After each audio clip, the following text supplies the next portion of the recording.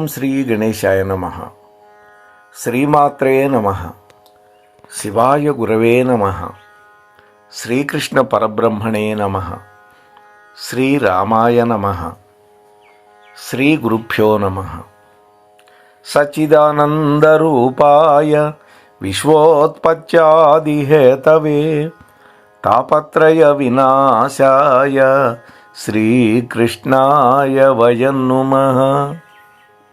Mohanavani channel ద్వారా ఈ పవిత్రమైన ధనుర్మాసంలో చక్కటి ప్రవచనాలని ఆస్వాదిస్తూ ఉన్నటువంటి భక్తామ తల్లులకు తండ్రులకు మునుముందుగా నా యొక్క నమస్సుమాంజలి. ఈ రోజున 108 వైష్ణవ దివ్య దేశాలలో ప్రధానమైనటువంటి శ్రీరంగనాథ స్వామి దేవాలయం శ్రీరంగం తమిళనాడులో, దాని గురించి ఇవాళ ముచ్చటించుకుందాం. ఈ శ్రీరంగనాథ స్వామి ఆలయం తమిళనాడు రాష్ట్రంలో ఉన్నటువంటి తిరుచిరాపల్లిలో ఉన్నటువంటి శ్రీరంగం అనేటువంటి ప్రాంతంలో ఉంటుంది. ఈ దేవాలయాన్ని తిరువరంగం అని కూడా పిలుస్తారు. ఈ ఆలయంలో ఉండే ప్రధాన దైవం విష్ణుమూర్తి, ఆయనే రంగనాథుడు. ఈ ఆలయాన్ని తమిళ నిర్మాణ శైలిలో నిర్మాణం చేశారు. ఈ గుడి గురించి ప్రాచీన తమిళ సాహిత్యమైనటువంటి అనేక ప్రబంధాలలో వర్ణించారు. ఈ గ్రంథంలో 6 నుంచి 9వ శతాబ్దం వరకు ఉన్నటువంటి ఆళ్వార్ల గురించి రాశారు. మొత్తం 12 మంది ఆళ్వార్లు. వాళ్ళల్లో ఒకే ఒక్క స్త్రీమూర్తి అండాళ్ తల్లి. మనం మాట్లాడుకున్నాం. ఈ క్షేత్రాన్ని శ్రీ మహావిష్ణువుకి ప్రీతికరమైనటువంటి 108 దివ్య దేశాలలో ప్రముఖమైన దానిగా పరిగణిస్తారు వైష్ణవులు. వైష్ణవులు అంటే విష్ణు భక్తులు. ఈ ఆలయంలో తంకలై అనే సంప్రదాయంలో పూజాధికాలన్నీ కూడా జరుగుతూ ఉంటాయి. దక్షిణ భారతదేశంలో అత్యంత పురాతనమైన ప్రముఖమైనటువంటి వైష్ణవ ఆలయం ఈ రంగనాథ పెరుమాళ్ దేవాలయం. ఈ ఆలయానికి ఉండే చరిత్ర కూడా చాలా సుప్రసిద్ధమైంది. కావేరీ నదిలో ఒక ద్వీపం లాంటి దానిలో ఉండే ఈ ఆలయం ఎంతోమంది ముస్లిములు, యూరోపియన్ రాజుల యొక్క దండయాత్రలకు గురైంది. వాళ్ళ పనేది మన హిందూ సంస్కృతిని నాశనం చేయాలి అని. ఈ ఆలయ ముఖద్వారమైనటువంటి రాజగోపురం దాదాపు 13 సెంట్ల విస్తీర్ణంలో ఉంటుంది. రాజగోపురం ఒక్కటే 13 సెంట్లు. ఈ గోపురం ఎత్తు 237 అడుగులు. ఇదొక విశేషం. ఈ గోపురానికి 11 అంతస్తులు ఉంటాయి. తమిళులు మార్గళి అనేటువంటి మాసం పాటిస్తారు. వాళ్ళు, మనం మార్గశిరం అని అంటాం, వాళ్ళు మార్గళి అంటారు. అంటే సుమారుగా డిసెంబర్ 16 నుంచి జనవరి 14 వరకు ఉండే 30 రోజులని తమిళులు మార్గళి మాసం అంటారు. అంటే వాళ్ళది సౌరమానం. సూర్యుడు రాశి మారినప్పుడల్లా కొత్త నెల వాళ్ళకు పుడుతూ ఉంటుంది. అంటే మనం పాటించే ధనుర్మాసం ఏదైతే ఉందో అది వాళ్ళు మార్గళి మాసం అంటారు. ఈ మాసంలో జరిగేటటువంటి 21 రోజుల పాటు జరుగుతాయి ఉత్సవాలు. ఈ ఉత్సవాల్లో దాదాపు 10 లక్షల మంది భక్తులు పాల్గొంటారు. శ్రీరంగంలో ఉన్నటువంటి ఈ దేవాలయాన్ని ప్రపంచంలోని అతిపెద్ద హిందూ ఆలయంగా చెప్పచ్చు మనం. నిజానికి కంబోడియాలో ఉన్నటువంటి అంగార్కో వాట్ కంటే కూడా ప్రస్తుతం అది బౌద్ధ ఆలయంగా మారిపోయింది. కంబోడియాలో ఈ దేవాలయం 156 ఎకరాల్లో విస్తరించి ఉంది. 4116 మీటర్ల చుట్టుకొలతతో వైభవోపేతంగా వెలిగిపోతూ ఉంది ఈ దేవాలయం. అంటే యావత్ భారతదేశంలోనే అతిపెద్ద ఆలయంగా చెప్పుకోవచ్చు మనం. అంతేకాదు ప్రపంచంలోనే అతిపెద్ద మత ప్రదేశంగా కూడా ఈ శ్రీరంగ దేవాలయం ప్రసిద్ధి చెందింది.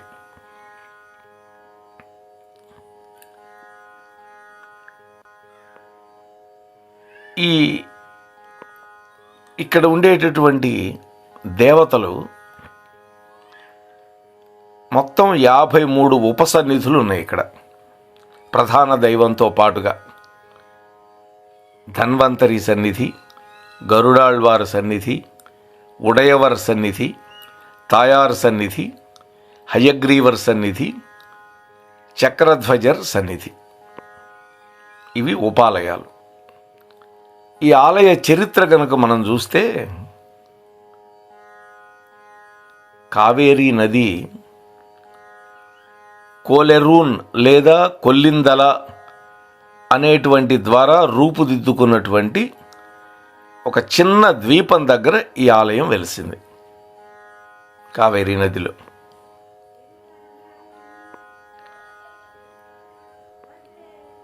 దీనికి 7 ప్రహరీలు ఉన్నాయి, 7 ప్రాకారాలు ఉన్నాయి.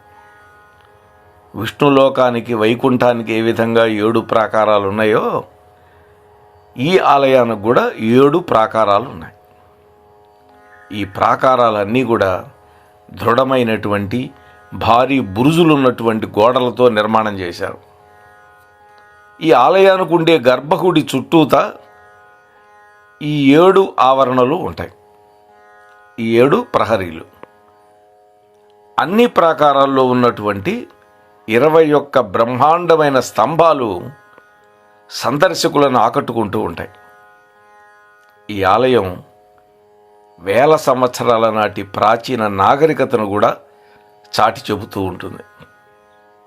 కోరమండలం తీరాన్ని, తూర్పు దక్కన ప్రాంతంలోని ప్రధాన భూభాగాన్ని 300 సంవత్సరాలకు పైగా పరిపాలించినటువంటి చోళ వంశం ఆ ప్రాంతంలో ఒక పురోగామి హిందూ సంస్కృతి పరిఢవిల్లేందుకు దోహదపడ్డారు. వాళ్ళు మహానుభావులు. 13వ శతాబ్దంలో చోళులు మదురైకి చెందినటువంటి పాండ్యుల చేతిలో, మైసూరుకు చెందిన హోయసాల రాజుల చేతిలో పరాజయం పొందారు. శ్రీరంగంలో ఆలయ నిర్మాణం మీద హోయసాలులు ప్రత్యేకమైన శ్రద్ధ చూపించారు. కానీ అవి శాసనాలు, భవనాల వరకు మాత్రమే పరిమితమైపోయినాయి. ఈ హోయసాల వంశస్థులు 14వ శతాబ్దంలో మొదటి భాగంలో పాండ్యరాజులను ఓడించారు. ఆ తరువాత దక్కన్ పీఠభూమి మీద మహమ్మదీయులు తరచూ దాడులు చేసినప్పటికీ కూడా 1336వ సంవత్సరంలో విజయనగరంలో ఏర్పడినటువంటి హిందూ సామ్రాజ్యం నుంచి గట్టి ప్రతిఘటన ఎదుర్కోవాల్సి వచ్చింది. ఈ సామ్రాజ్యం తన స్వతంత్ర ప్రతిపత్తిని 1565 వరకు కొనసాగించుకోగలిగింది. దాదాపు 220 సంవత్సరాలు. అదే సమయంలో ఐరోపా దేశస్థులు దక్షిణ భారతదేశంలో కాలు మోపారు. 16వ శతాబ్దంలో అనేక మంది విదేశీ పర్యాటకులు, వ్యాపారస్తులు ఈ మార్గాల్లో నుంచే ప్రయాణం సాగించారు. కానీ విజయనగర సామ్రాజ్యం తమ వ్యాపారాల కోసం సమకూర్చినటువంటి మార్గాల మీద తప్పితే మిగిలిన పోషక భాగాల మీద వాళ్ళకి ఆసక్తి చాలా తక్కువగా ఉండేది. ఈ నేపథ్యంలో దీన్ని అలుసుగా తీసుకున్నారు. 16వ సంవత్సరంలో ఆంగ్లేయులు ఈస్ట్ ఇండియా కంపెనీ, 1664లో ఫ్రెంచ్ కంపెనీలు మన భారతదేశంలో వెలిసినాయి. ఔరంగజేబు అనేటువంటి ముస్లిము నవాబు 1658 నుంచి 1707 వరకు పరిపాలించాడు. పశ్చిమ దక్కన్ ప్రాంతంలో దండయాత్ర కోసం బయలుదేరే క్రమంలో ఆక్రమణలు, భారీ ప్రాణ నష్టం జరిగిన తర్వాత బీజాపూరు, గోల్కొండ, ఈ 2 కోటలు అతడి యొక్క ఆధీనంలోకి వచ్చేసినాయి. అతడి మరణం వరకు ఈ దండయాత్రలు కొనసాగుతూనే ఉన్నాయి ఈ ప్రాంతం మీద. ఈ దేవాలయంలో జరిగే ముఖ్యమైన ఉత్సవాలు ఏంటంటే, మొట్టమొదటిది జ్యేష్ఠాభిషేకం. ఆలయంలో పేరుకుపోయినటువంటి చెత్త చెదారం తొలగించడం కోసం జూన్ జూలై మాసాలలో ఈ జ్యేష్ఠాభిషేక ఉత్సవం జరిపిస్తారు. ఆ రోజున ఆలయం యొక్క గర్భాలయాన్ని శుభ్రపరిచి ఆలయంలో ప్రత్యేకంగా తయారు చేసినటువంటి మూలికా తైలాన్ని పెరియ పరిమాళకు పోస్తారు. అంటే శ్రీరంగనాథుడికి పోస్తారు. ఆ మూలికా తైలాన్ని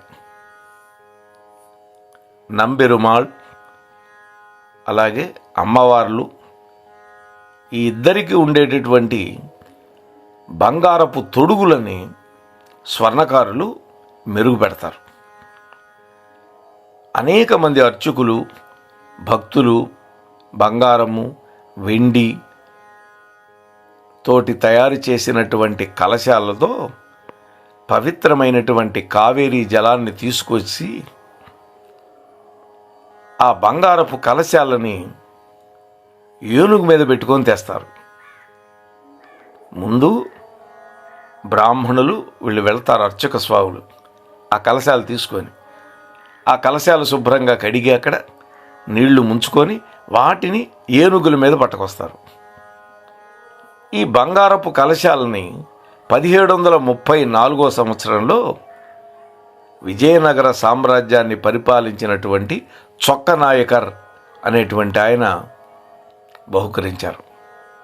ఆ తర్వాత కాలంలో కొంతమంది దొంగలు దాన్ని ఎత్తుకు వెళ్ళారని, కానీ భగవంతుడి యొక్క దివ్యమైన అనుగ్రహం వల్ల అవి తిరిగి స్వాధీనమైందని చెప్పుకుంటారు. ఈ శాసనం ఆ బంగారపు కలశం మీద తెలుగు భాషలో చెక్కించి ఉంటుంది. ఆలయంలో ఉన్నటువంటి వెండి పాత్రలను కూడా పవిత్ర కావేరీ జలాలతో నింపుకొని అర్చక స్వాములు ఆలయానికి పట్టుకొస్తారు. కావేరి నుంచి ఆలయానికి వచ్చే మార్గంలో వేద మంత్రోచ్చారణలు హోరెత్తేటట్టుగా జరుగుతాయి. ఆలయంలో ఉన్నటువంటి విగ్రహాలన్నిటినీ తిరువెన్నయలి ప్రాకారంలో పెడతారు. అంటే 7 ప్రాకారాల్లో అదొక ప్రాకారం. విగ్రహాల నుంచి బంగారపు తొడుగులని తొలగించి జీయర్ స్వామి అలాగే వధుల దేశికర స్వాములకి అప్పగిస్తారు వాటిని జాగ్రత్త కోసం. ఆ తరువాత ఆ తొడుగులకి స్వర్ణకారుడు వేళ్ల సమక్షంలోనే మెరుగులు పెడతారు. భక్తులు పూజించుకున్న తర్వాత స్వామివార్లని అప్పుడు తొడుగులేమి ఉండవు, అభిషేకం జరిగి ఉంటుంది.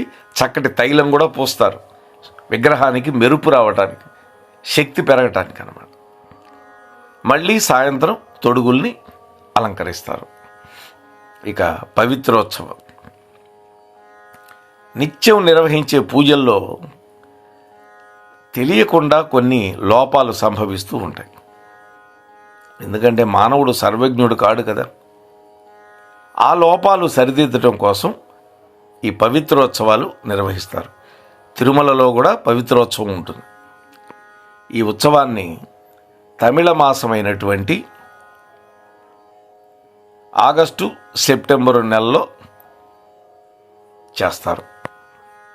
అంటే తమిళ మాసంలో చేస్తారు. అది మనకి ఆగస్టు సెప్టెంబర్ నెల అవుతుంది. అంటే ఆగస్టు 15 దగ్గర నుంచి సెప్టెంబర్ 14 వరకు ఉండొచ్చు సుమారుగా. అయితే ఈ పూజలలో దోషాలను తొలగించడం కోసం యజ్ఞోపవీతాన్ని స్వామివారికి అలంకరించేందుకు ఈ కార్యక్రమాలు చేస్తారు. ఈ ఉత్సవాన్ని 2 రోజుల పాటు చేస్తారు అర్చక స్వాములు. మొదటి రోజు ఉత్సవ విగ్రహానికి యాగశాలలో 365 సార్లు తిరుమంజనం చేస్తారు. అంటే అభిషేకం చేస్తారు. దాన్నే తిరువర్ధనం అని కూడా అంటారు. రెండో రోజు గర్భాలయంలో ఉండేటటువంటి దేవతామూర్తుల కోసం 1008 సార్లు ఈ తిరుమంజనం జరుపుతారు. 1008 సార్లు. ఈ ఉత్సవ సమయంలో భక్తులందరూ కూడా పవిత్రమైనటువంటి నూలు దారాల దండని దేవతామూర్తులకు అలంకారం చేస్తారు. ఇటువంటి అద్భుతమైనటువంటి దేవాలయం శ్రీరంగం. మా అక్కయ్య గారు వాళ్ళ కుటుంబం అక్కడ ఉన్నది కొన్నాళ్ళు. అందువల్ల మేము ఒక 2-3 సార్లు వెళ్ళాం. ఒకసారి అయితే వైకుంఠ ఏకాదశికే వెళ్ళినట్టు నాకు బాగా గుర్తున్నది. చాలా అద్భుతంగా జరుగుతుంది. పెద్ద దేవాలయం, కావేరీ నది స్నానం. ఆ నదిలో స్నానం చేసి చక్కగా అక్కడి నుంచి సిమెంట్ రోడ్లు వేసేసారు. ఇప్పుడంతా దేవాలయం దాకా చక్కగా రావచ్చు. అలాగే ఆ ప్రాంతాన్ని తిరువాణై కోయిల్ అని పిలుస్తారు. అట్లాగే నది అవతల జంబుకేశ్వరం ఉంది. అక్కడ జలలింగం ఉంటుంది. పరమేశ్వరుడి యొక్క, ఈశ్వరుడి యొక్క పంచభూత లింగాలలో జలలింగం ఉండేది జంబుకేశ్వరంలో. అది శ్రీరంగానికి చాలా చాలా దగ్గర. ఒక 3-4 కిలోమీటర్లు ఉంటుంది, అంతకంటే ఉండదు. ఆ జలలింగాన్ని గురించి కూడా మనం చెప్పుకున్నాం కార్తీక మాసంలో. మీరందరూ వినే ఉంటారు. కాబట్టి ఇటువంటి గొప్పదైనటువంటి ఈ శ్రీరంగనాథ పెరుమాళ్ అంటారు వాళ్ళు. శ్రీరంగనాథ పెరుమాళ్ళుని రామచంద్ర ప్రభువు కూడా తమ ఆరాధ్య దైవంగా భావించి కొలిచారు అను. అప్పుడు రాముడే శ్రీరంగనాథుడి యొక్క ప్రతిమని విభీషణుడికి ఇచ్చాడని, ఆ విభీషణుడు లంకలో దాన్ని పూజిస్తూ ఆయన ఎప్పుడు అనుకుంటే అప్పుడు శ్రీరంగానికి వచ్చి స్వామిని సేవించుకుంటూ ఉండేవాట.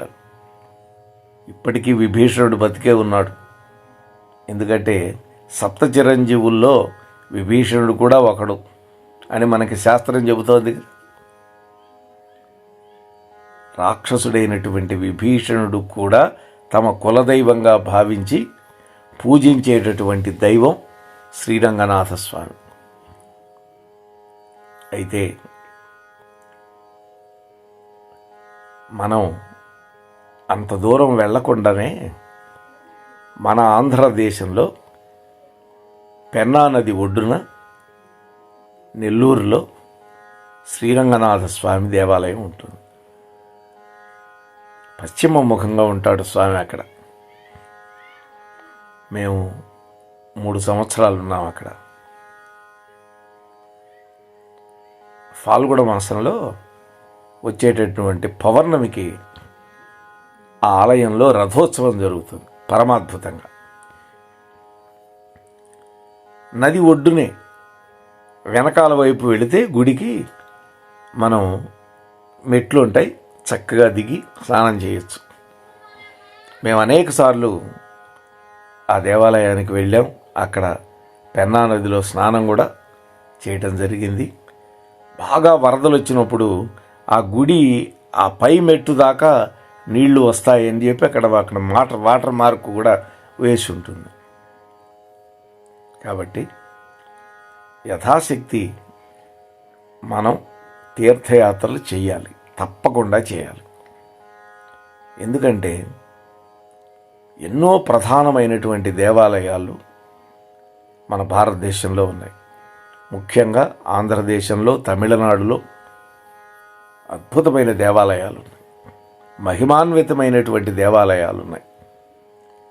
ఆ ప్రాంగణంలో అడుగుపెట్టి అక్కడ ప్రదక్షిణం చేసి అక్కడ ఉండేటటువంటి స్వామిని దర్శించుకోగలిగితే మనందరి జన్మలు ధన్యం అవుతాయి. కొన్ని దేవాలయాల్లో తీర్థం ఉంటుంది, క్షేత్రం ఉంటుంది.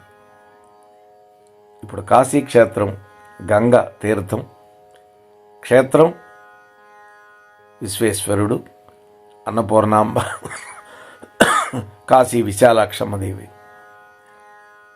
ఈ శ్రీరంగానికి వచ్చేసరికి కావేరీ నది పుణ్యతీర్థం.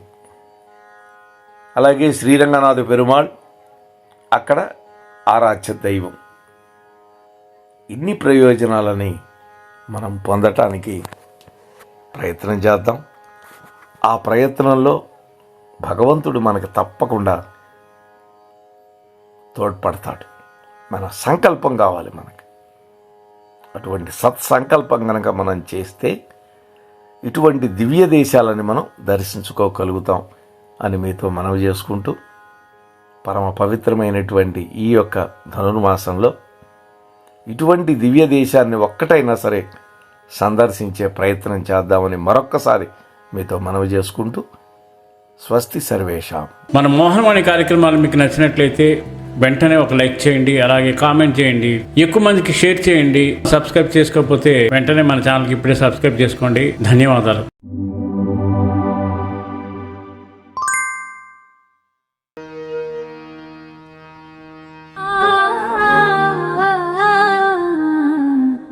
మోహనవాణి